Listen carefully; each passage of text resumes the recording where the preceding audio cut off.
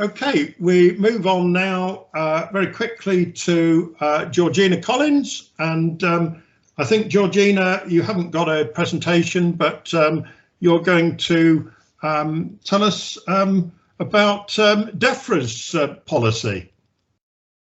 Hi, yes I am. Yeah, I've decided to go quite low tech today, so forgive me for not having slides. I think it's also partly having not been able to go out on visits. I don't feel I've got any really good photos and things that I guess I would usually look to share at an event like this. But first off, let me thank you for inviting me to the summit today. It's great to be here, even if only by screen. And I'm grateful to ADA and CLA for hosting and bringing together such a wide range of stakeholders for an open dialogue on how in partnership we can improve our resilience to climate change.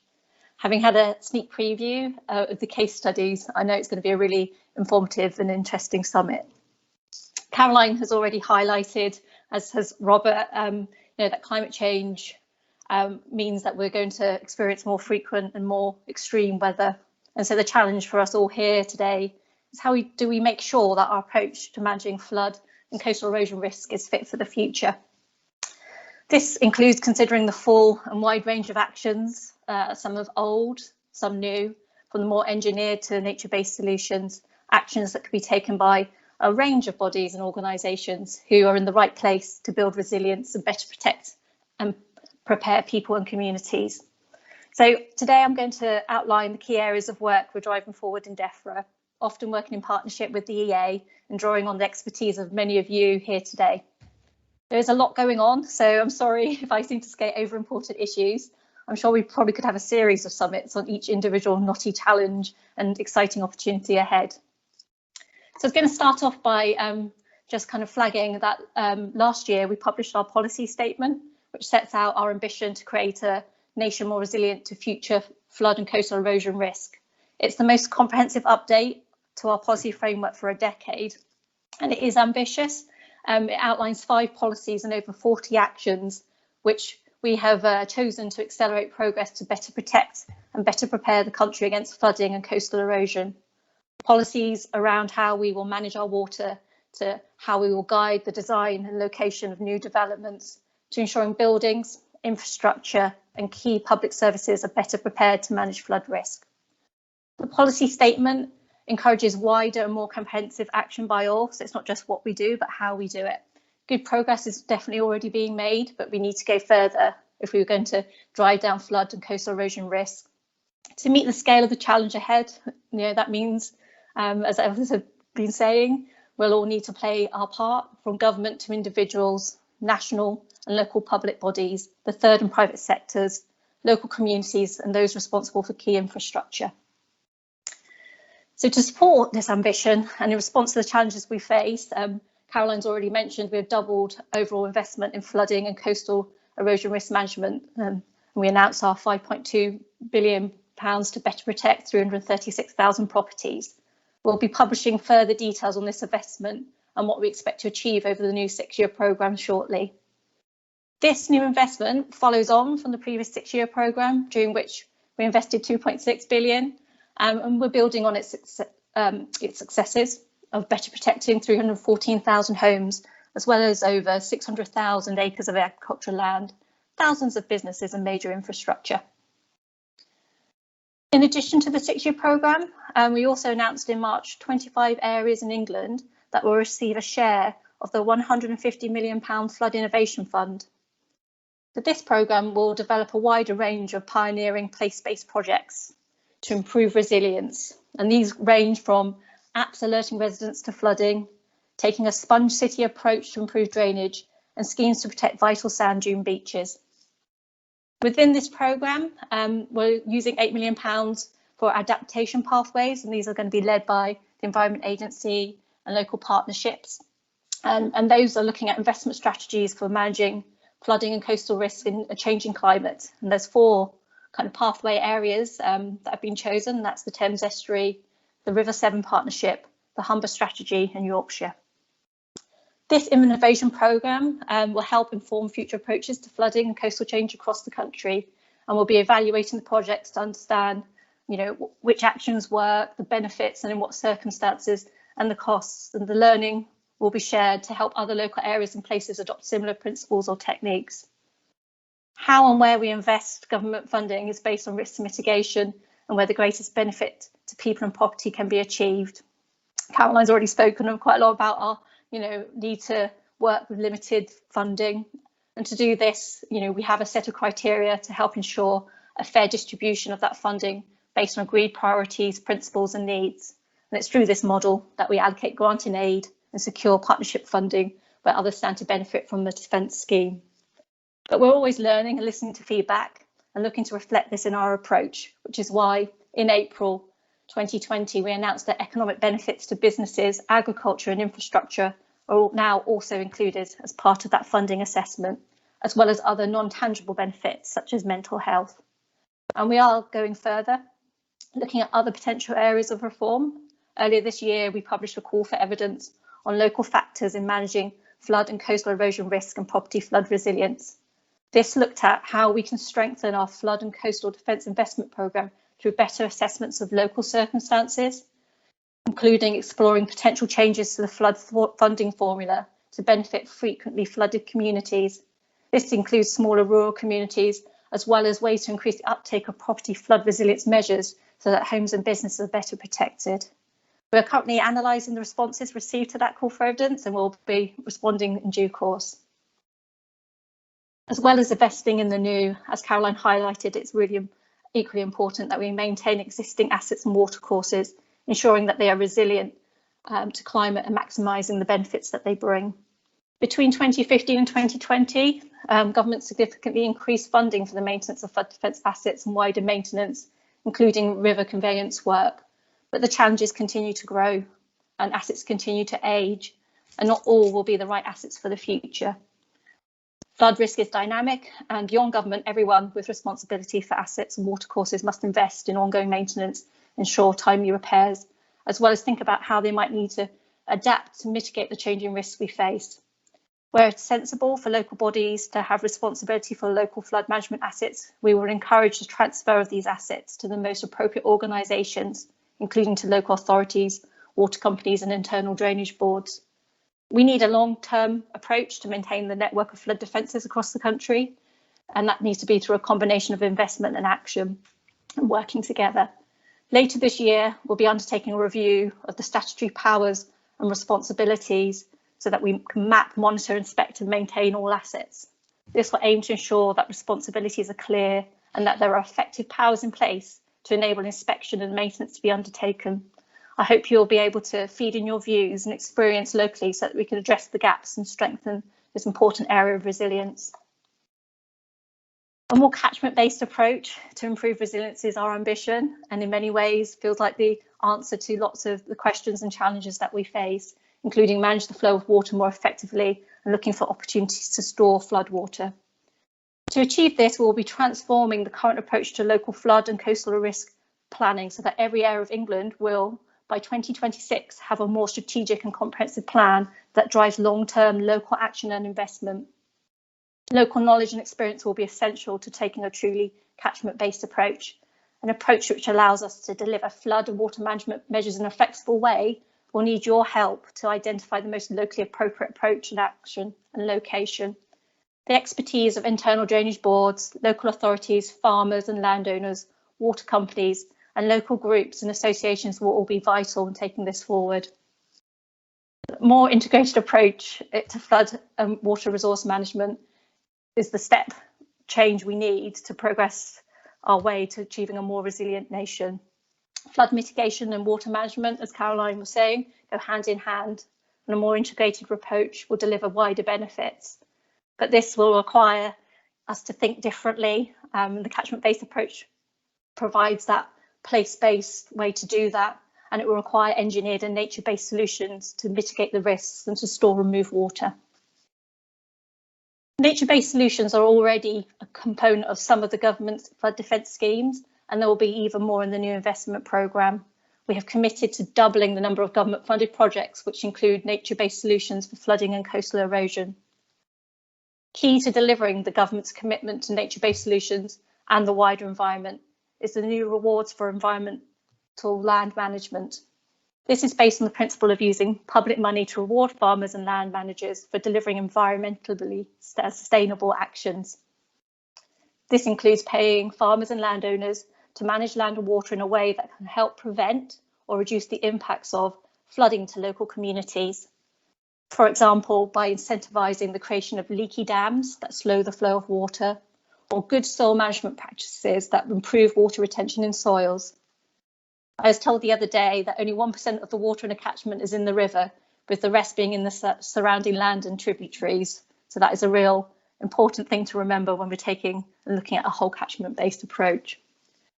The Environmental Land Management Scheme is intended to provide a powerful vehicle for achieving the goals of the 25-year Environment Plan and the government's commitments to net zero by 2050 while supporting the rural economy. The other major vehicle for achieving the 25-year Environment Plan, as you all know, is the Environment Bill, which is currently being debated in Parliament.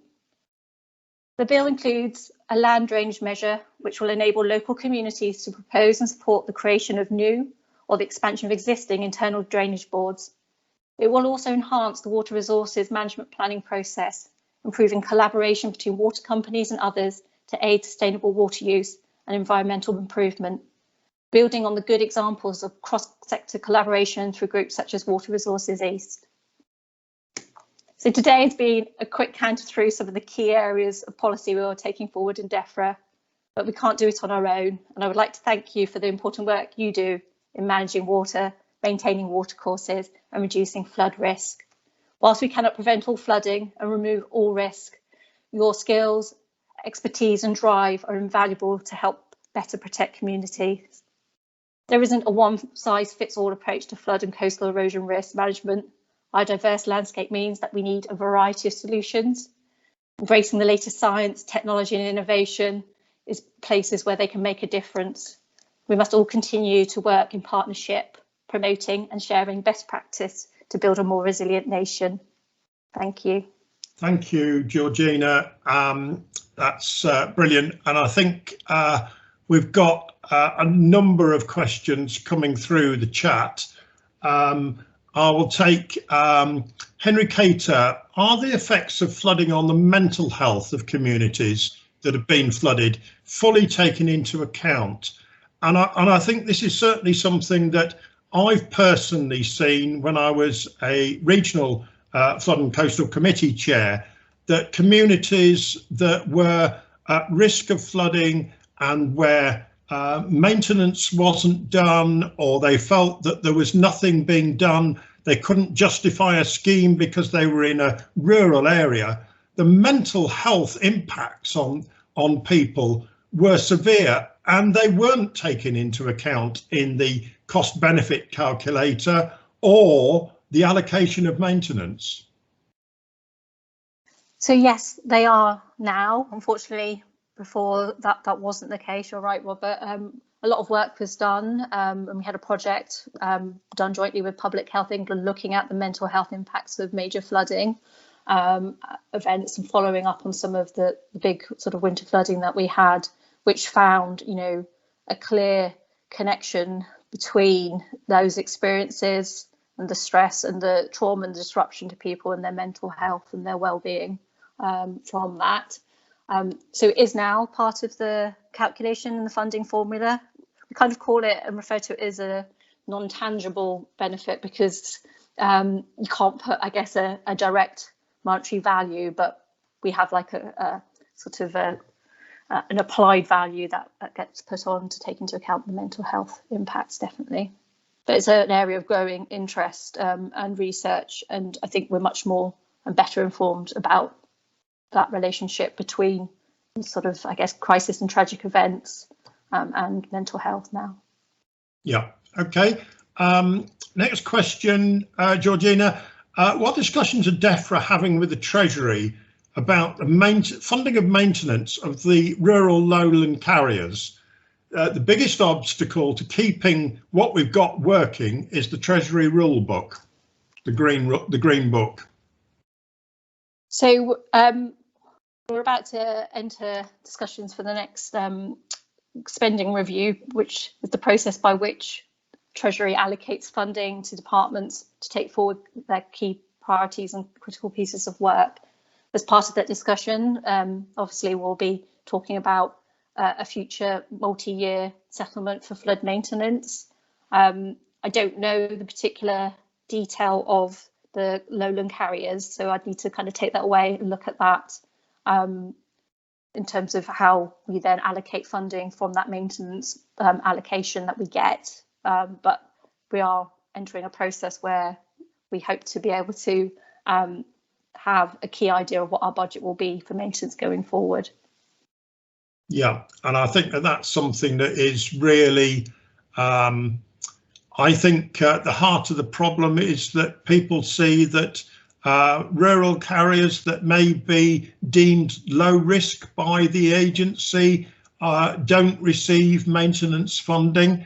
And I think the balance, there are a number of comments in the chat about the balance between capital and maintenance funding. Our discussions with the Treasury, because that's a big concern, I think, for everybody, that whilst we welcome the £5.2 billion of capital, and maintenance funding seems to be going in the opposite direction. And what chances are there for a multi-year settlement on maintenance where we still at the moment, as I understand it, on annual settlements for revenue? Yeah, so I mean, I can't preempt the outcome of our negotiations with Treasury around our budget allocation, but we know that they are supportive of us having a multi-year settlement for flood maintenance. They understand the benefits from us being able to plan that work and the cost effectiveness of doing it in that way, and providing that, I guess, that guarantee in terms of what we can fund over a significant period, rather than relying on a kind of one-year program, which doesn't allow you to kind of plan kind of engineering works and big things in a very sensible way. So I think I'm relatively confident that we'll get a multi-year settlement. In terms of funding, yes, we have just announced a very big level of investment in, new flood defences, but we are, equally concerned that we need to maintain existing flood defences too. It's not just about building new, and that's the case that we'll be making to Treasury. Okay, thank you. There's a comment here from Alice Bishop. There was an article in The Guardian over the weekend focusing on lack of resources in the Environment Agency to staff the scale response needed to flood and pollution incidents. Is there a stance from DEFRA on this? So obviously every year we have our budget allocated, and that gets kind of divided up against the number of priorities that DEFRA has across the whole of its DEFRA group and the uncentralized bodies. Actually, in terms of flood response and resilience, we are in a really good place. The agency has a large number of staff trained to respond to flooding. I think the issue and the concern is around some of the reactive work to other types of incidents and pollution incidents in particular, which is funded through just the way the Environment Agency is set up and how we allocate money to them, funded through a different pot, and that has reduced quite significantly over the last few years as the EA's ability to charge for fees and permits and things like that has increased. So it feels that perhaps that they are slightly out of balance now, and that's also one of the areas for discussion with the Treasury going forward. Okay, question from Paul Cann. The way the EA currently operates, together with its funding, needs a complete overhaul. Unless this is done, flood risks are only going to increase.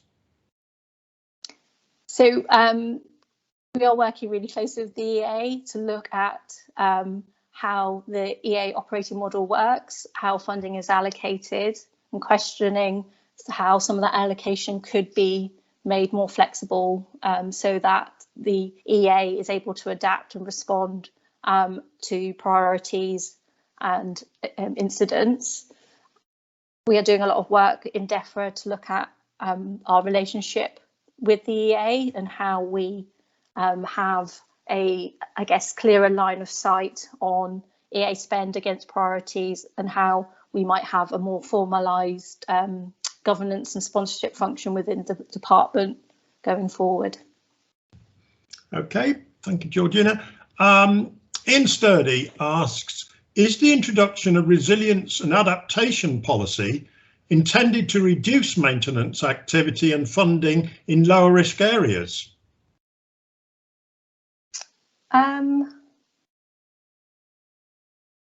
I don't know if we have thought that through yet in that way. I can see the links and I think that's a really interesting question. So I don't think at the moment, you know, when we look at the sort of maintenance funding, that we kind of look at the, I guess, the other side of that around adaptation and resilience. But that's an interesting point and something that, you know, maybe we are just people on my team are talking about it with the agency, but it's not something that I've really had the opportunity to think about. That's an interesting point I'd like to pick up actually, because I can see the flow and the logic with that. Okay, question here from Andy McLaughlin about the most obvious and tangible public good on farmers' land is floodwater being stored temporarily on land without payment or compensation. Is this fair? So this is one of the things we're looking at through the environmental land management scheme, and how do we incentivise and make sure that farmers are rewarded for delivering those environmental and public goods, and actually making space for water, allowing land for water is one of the key things that we are looking at, and how, including how if we pay farmers and landowners, does that help prevent further flooding, and how can we improve resilience? But it's definitely an area that we're exploring. Yeah, and I think there are a number of questions about that on how that can be paid, how farmers should be encouraged to do that on the basis that, but not if they're providing a public good, they should be properly, I don't like the word compensation there, Georgina, they should be properly paid for providing a service which protects communities further downstream. Yeah, I don't think we call it compensation. I think we call it more rewards, but paid, yeah, for a service. That's ultimately, I guess, where the environmental land management scheme is trying to go. And obviously we're in the early stages and we're trialling things, and we have various pilots at the moment, but that is definitely one of the key aims of the scheme, now that we have that flexibility around how we make payments. Jean Smith asks, Georgina's overview contradicts the catchment-based approach. Can she comment on how to address that? In what way? I guess I'm not quite clear in what way it's seen as contradicting. And my daughter asked this question. I think she's works in rural planning. So if that helps, I think maybe I'm not 100% sure what she was exactly referring to, but I think she was. That's where her question came from, that angle. Is that any help? I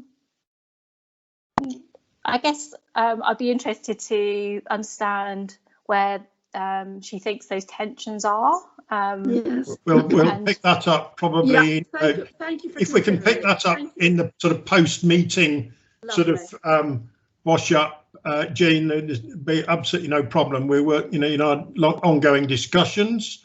Thank you. Okay, Will Staunton asks, many IDBs are willing to take on the maintenance of smaller main rivers for the benefit of their local communities. Surely a more streamlined process is needed for demaining. We need to now start to get this done.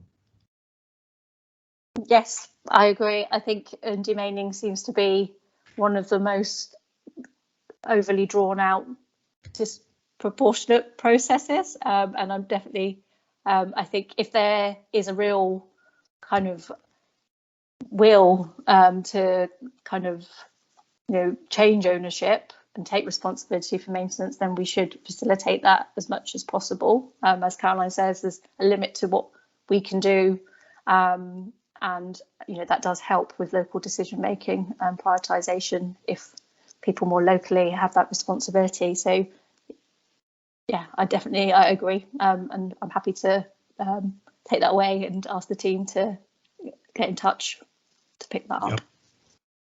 Okay, Stephen Watkins asked, the battle to get local EA staff to listen to locals needs to be improved.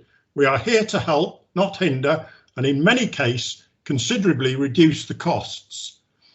Now that's certainly something that I've seen, Georgina, where EA staff are able to, and I know you came to Wainfleet after the floods there, but the EA have been able to put staff there to really aid and work with the community.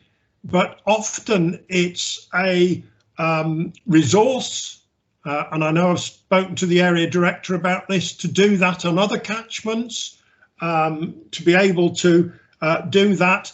But where it has been done, it really does actually bring a lot of benefits and reduces the costs of delivering scheme because you have the community on side. Yeah, no, this is definitely something that we've seen where, like you say, that engagement basically leads to better outcomes in terms of what's delivered, better outcomes in terms of costs, and better outcomes in terms of, I guess, community kind of cohesion and everybody feeling a sense of ownership and responsibility, which is exactly what we need. I think, if we are going to be taking a whole catchment based approach, then we do need to think about how we make sure we have that community dialogue and that engagement. And EA local officers are great, they're on the ground, they're there in the places, and it's maybe about us supporting them, and yes, there are always resourcing challenges and competing priorities, but I do agree that is a key part of the EA's role and something which we have really good examples of it working very effectively. Okay, we have a question from John Duggleby. Agriculture, food production, you've not mentioned it. Is it important? Yes, it is. It is important, and I think probably one of the challenges with the environmental land management scheme, and as we talk about it, I guess some people do feel that maybe we then fail to talk about farming and food production, which are also really important. But this is about not necessarily one or the other. It's about farming and food production being done in the most environmentally sustainable way, and making the best use of the land that farmers and landowners have. Okay, we've got questions about catchment management and making sure that the efficient use of making sure that upper catchments and how the land is managed there. And yes, of course, Georgina, DEFRA have, they've funded pilots for slow the flow, and there's a small amount of money, but it's a much wider thing than that. Extension of IDBs into upper areas, and so that actually we can really make sure that catchments are managed as a whole is the most efficient way of managing that. We know that, but there seems to be a reluctance from policymakers to accept that or enable it.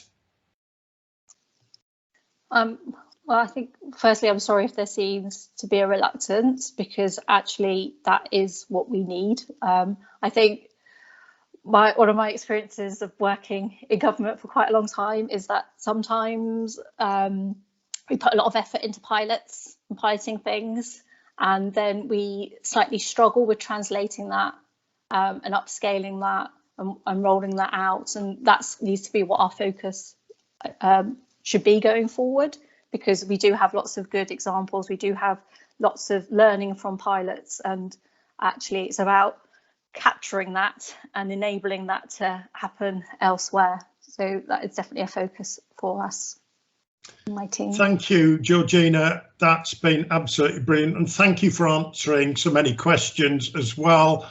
I know this is a conversation that we will continue to have, but we really do appreciate your time, and thank you so much. And we're now going to move on to some of the studies that we've got, and I can introduce our first person who's going to do that, which will be Andrew McLaughlin from the Yorkshire and Humber group of IDBs.